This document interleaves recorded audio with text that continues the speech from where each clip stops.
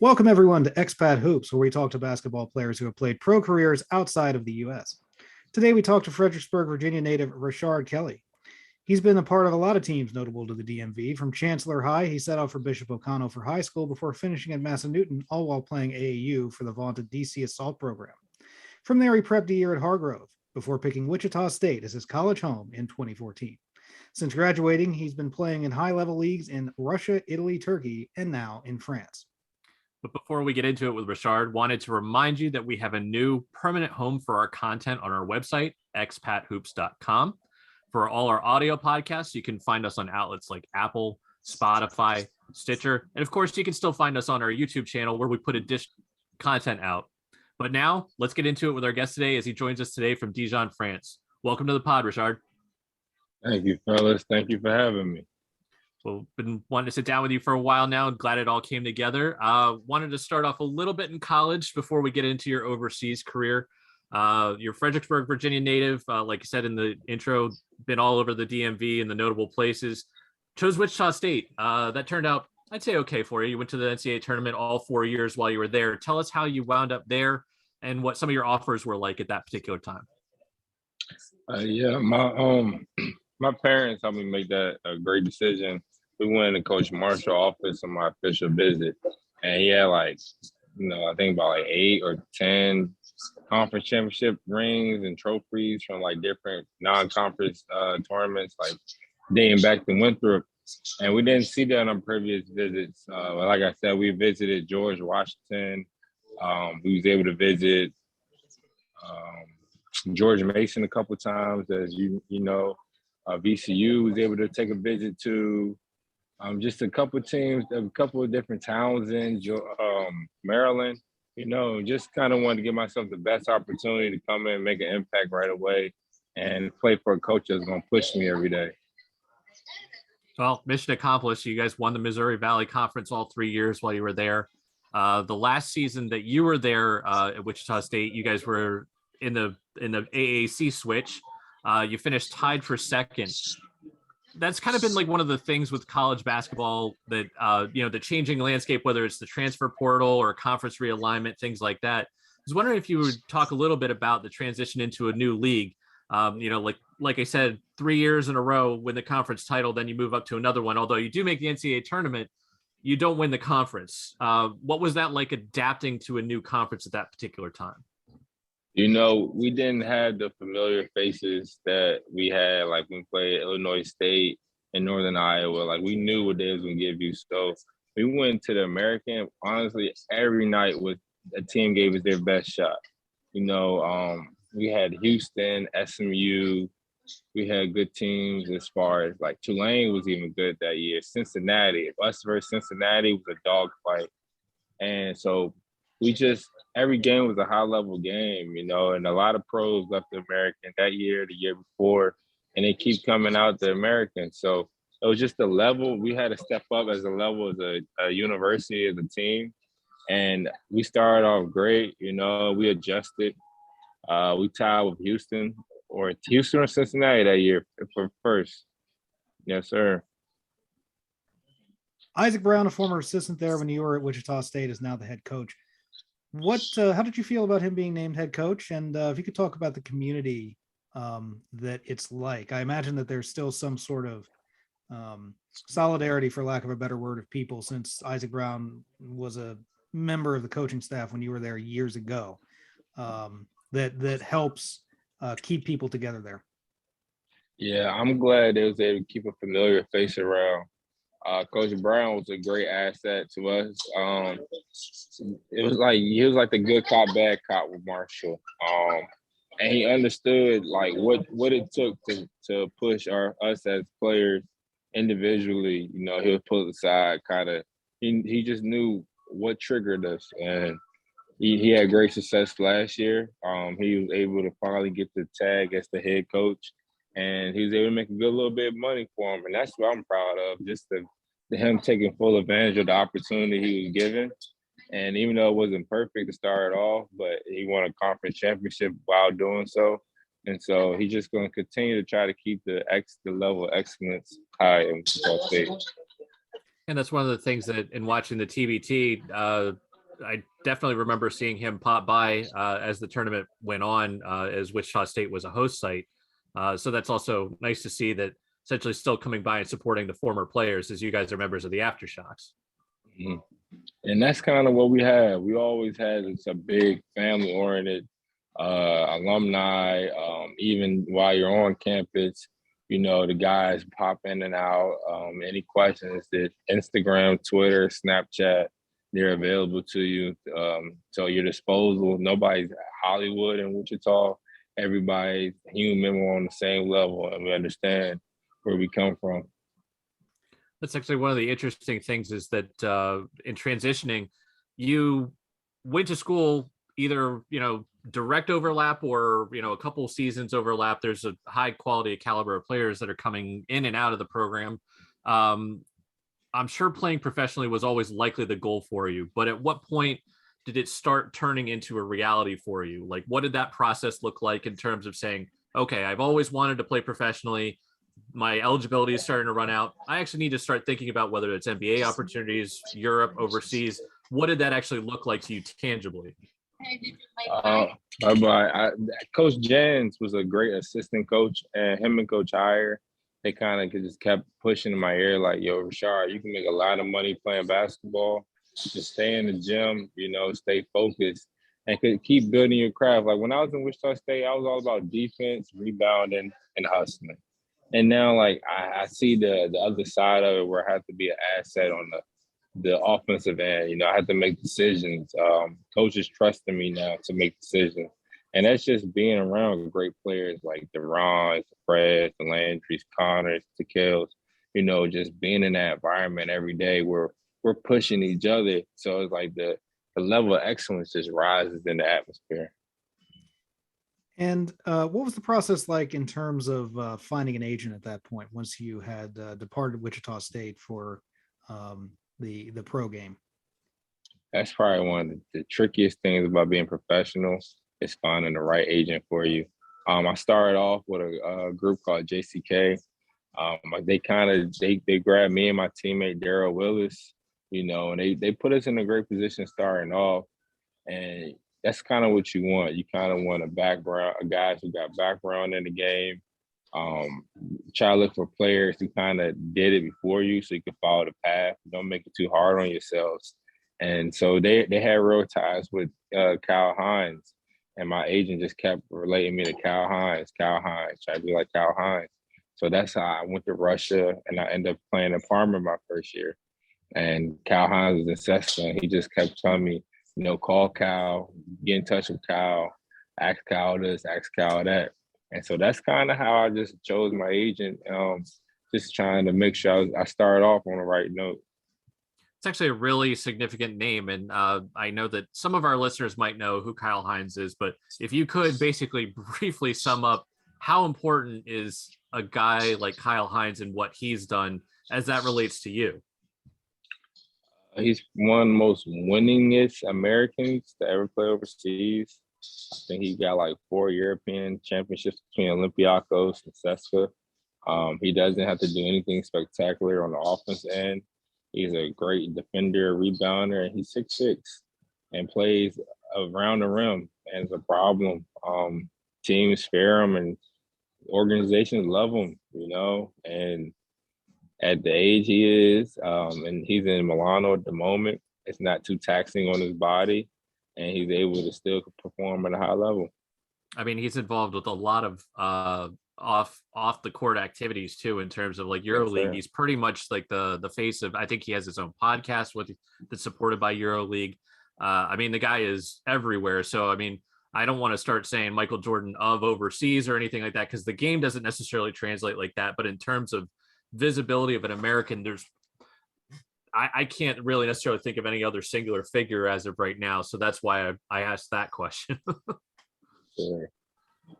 Yeah, Kyle Hines is a great guy, a great leader, and his family, man, keeps quiet. They love that. They love guys who's not in the mix and who just low-key and about their business. And also didn't really go to a big school either out of college. So, I mean, he's definitely somebody that if you aren't familiar with the overseas game, you probably should be familiar with that name, but off the court, on the court, a guy that's used, like you said, high level success, multiple titles, things like that. So that's a interesting guy to have in your corner or in your phone book. So let's talk about your first stint as a professional. You went to Russia for the VTB League, as mentioned before, for Parma. Former guest of the pod, Jeremiah Hill, is currently with Parma. You played there in 2019. You made the VTB United League All-Star game. And in 26 appearances, you averaged 11, 7.7, and 1.9 assists per game. So what was it like, your transition from Wichita State, which I won't say, you necessarily played a pro style of basketball, because obviously the transition between college and pros, there's a lot of differences between them, has been discussed with previous guests. But playing at such a high level as you did, you talked about, the dogfight between you and Cincinnati when you were in the AAC, and how difficult the Missouri Valley is, and then playing for NCAA tournaments. Did that experience really translate and help you with your first stint? I would say it did. It taught me how to play hard, night in, night out, and just how to make myself be accountable. My numbers from college, they weren't like I averaged 5.5 points my senior year. I could have averaged, it was like 5.5, 5.5, 5.5 across the board, because it's all about us winning, what makes the team win. And I had to realize what was a good shot for me going to the next level, how to get to my spots. That was a good shot. Not just passing up an offensive rebound to an open three, because at the end of the day, stats matter. So I had to come out hungry, and I had to work harder just to get that mindset back that I had in college before I started my professional year.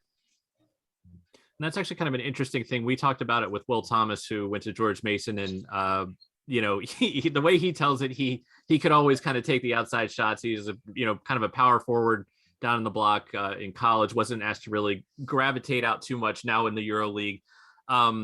So that's kind of an interesting thing that you're saying about how you kind of had to learn some things that a lot of the stuff that you did in college was, I think you're named a glue guy, that defensively, that pretty much whatever the team needed, you were willing to do the tough stuff. And it's not to say that that's gone away from your game now, but in terms of your game evolving, basically what would you say to somebody that would, had seen you at Wichita State and now where you are, if they pick up a stream of you in France or even some of the other spots that you're in, what did that kind of evolution look like? You just don't see the same kid that hesitate, the same kid that defers itself. I'm aggressive now. I'm okay with taking big shots. I'm okay with making mistakes. I'm okay with playing with the ball in my hands. I like playing with the ball in my hands. I like making plays, and just looking at the numbers I had and to where I'm at now, you wouldn't see that. You wouldn't think I'd be in this position. But I just kept working on it. I always knew I was capable of it. I always wanted to do it, but it just wasn't the system I was in. And I didn't turn my back on the system. We was having success because I wasn't selfish. But I eventually knew my time was come and I'd be able to display my capabilities.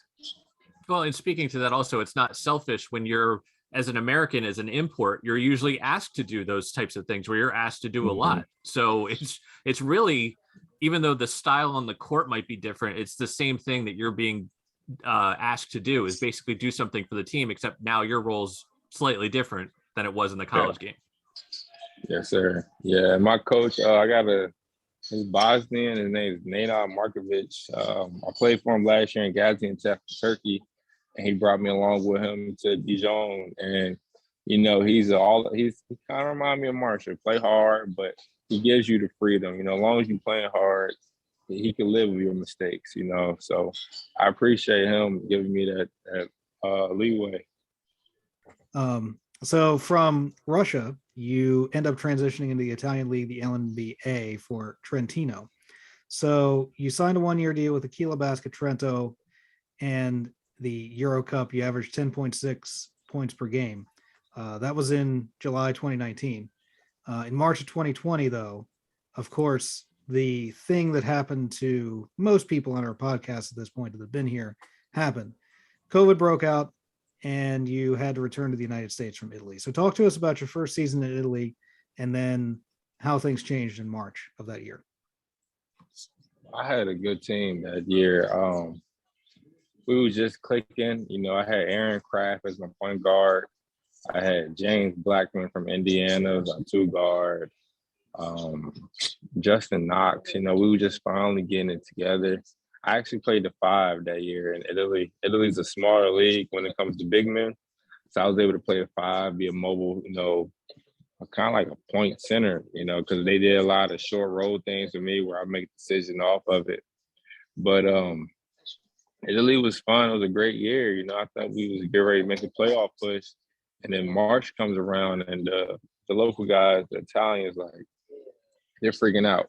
I guess because they know the news is saying. They're like, man, people are dying. Because Italy was one of the worst spots when the COVID first broke out. Yeah. Like, people are dying. The hospitals is overcrowded. People are like laying in the floor, you know, like, get ready to pack your stuff, go home. It's over with. And, you know, I'm loyal to the team. So it's like 2 or 3 guys leave instantly. Like, you know, it's over with. And I'm like, you know, I'll stay. The season's gonna start back in 2 weeks. So I'm working out in like the little common area where the like we had coffee shops and stuff. So it was enough room for me to work out, run back and forth, stay in shape while we was in quarantine. And then, as you know, days went by, things got stricter and stricter and stricter. I mean, walking to the grocery store, you have police like trailing you on your bumper.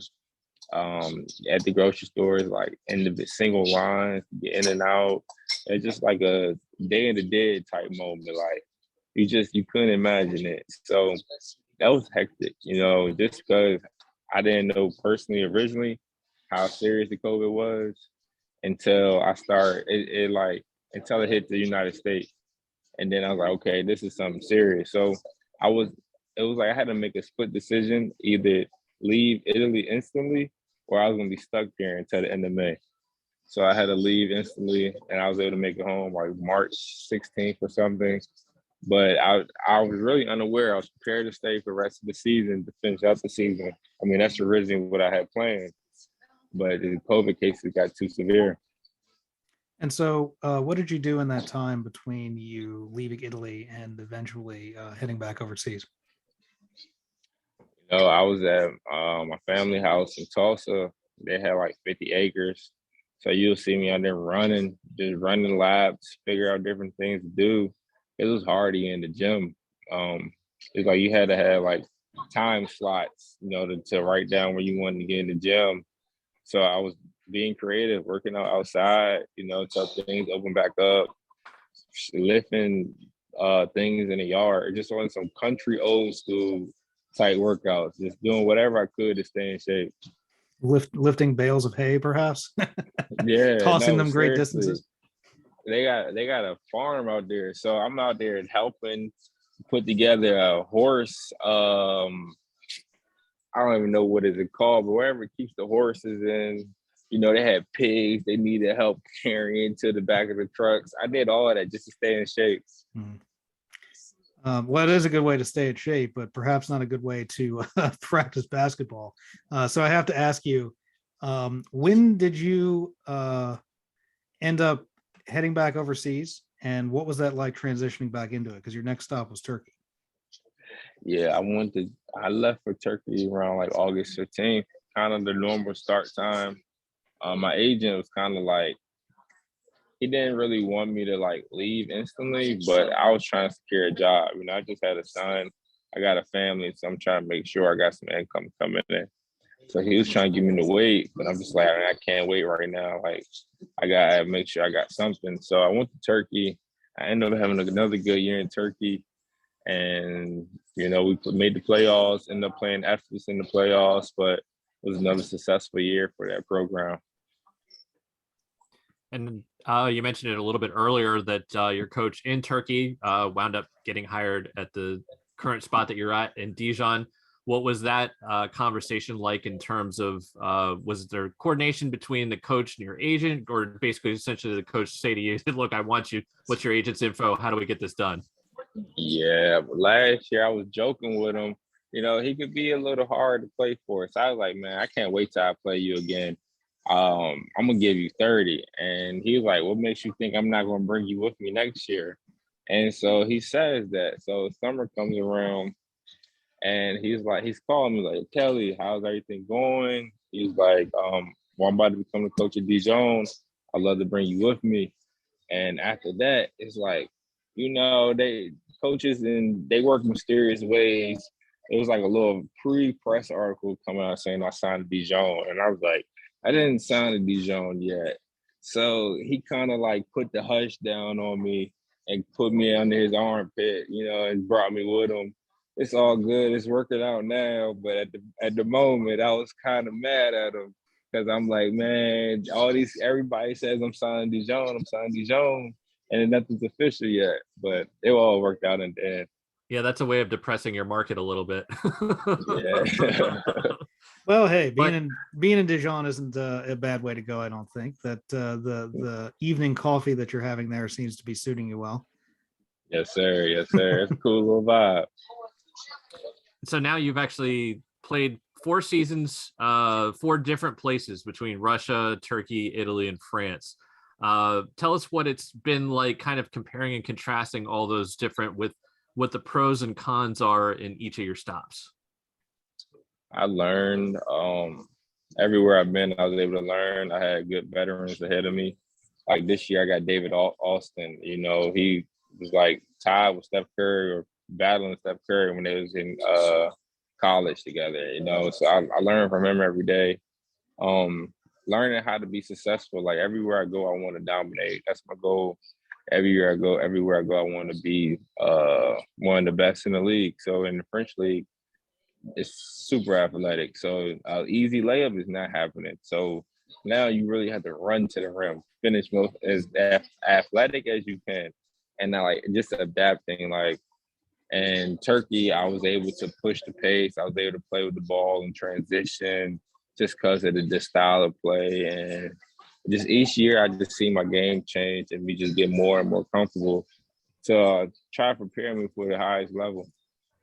And some of your time professionally has been in the COVID era, or what it has morphed into being between like lockdowns and things like that.